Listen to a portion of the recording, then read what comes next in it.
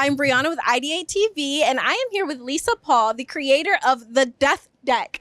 Now, that is an insane card title. Tell us about this. Thank you for asking. The Death Deck is a card game to help people talk about death and dying in a fun and engaging way. We're really trying to reduce the fear and stigma about having conversations about death. Wow, that's amazing. And I hear you used to work in hospice. So Yes. I've worked in hospice 18 years, and I've also worked in the emergency room. And in both experiences, people just aren't having these conversations. And so, what happens is there's a lot of fear and conflict and chaos at end of life that I'm hoping to mitigate through people having conversations early. And it's become my life passion to just help people have conversations about death and dying. So, wow. I'm a great time at a party. Hey, I'll say you come around with the kids' party games. That is so cool, though.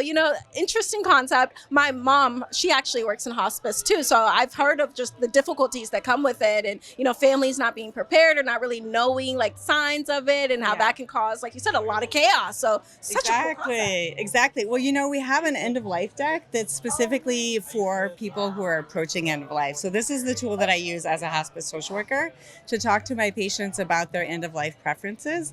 And then we also have a dementia deck that I just launched that's to help people talk through the type of care and treatment they would want if they were living with dementia. Dementia, one of the Death Deck questions asks, what's the disease that you're most fearful of? And everyone answers dementia. And so there's in some ways even more fear around a dementia diagnosis than there is death, because people are fearful of losing their cognitive abilities. So this helps talk through the type of care and treatment people would want if they were living with dementia.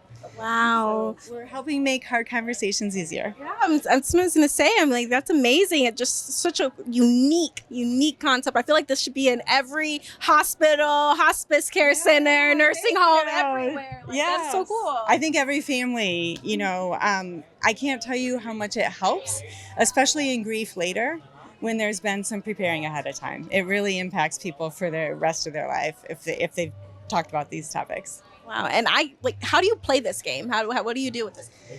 So you can play it two ways. You can just ask questions and of the group you're playing with, and they answer, and just kind of use it as a conversation starter. My favorite way to play is to partner up and guess each other's answers. It adds another gamified element. And when I played with my husband, I was shocked that what some of his answers were.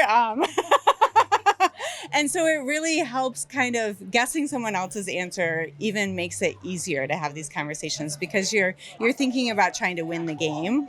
So especially for people who are really reluctant for these conversations, I encourage people to gamify it more. Yeah. I kind of like that concept. I feel like the newlywed game. Yeah, no, I was going to say, I want the game now. I want to be able to play it. I want to guess. And I want to be competitive over death. Yes, let's get competitive over death. We can beat it. That's right. Well, thank you so much. Is there anything I haven't asked that you would like to share about your products? Oh, well, you can learn more at thedeathdeck.com. I'm also on Instagram and social media at The Death Deck. I try to do a lot of education. I also do education out in the community. So if you're a community member here in the LA area and you want me to come talk to your group about end of life, I am happy to do that. That is, again, my life mission. So Thank you so much. Thank you. I'm Brianna with IdeateTV.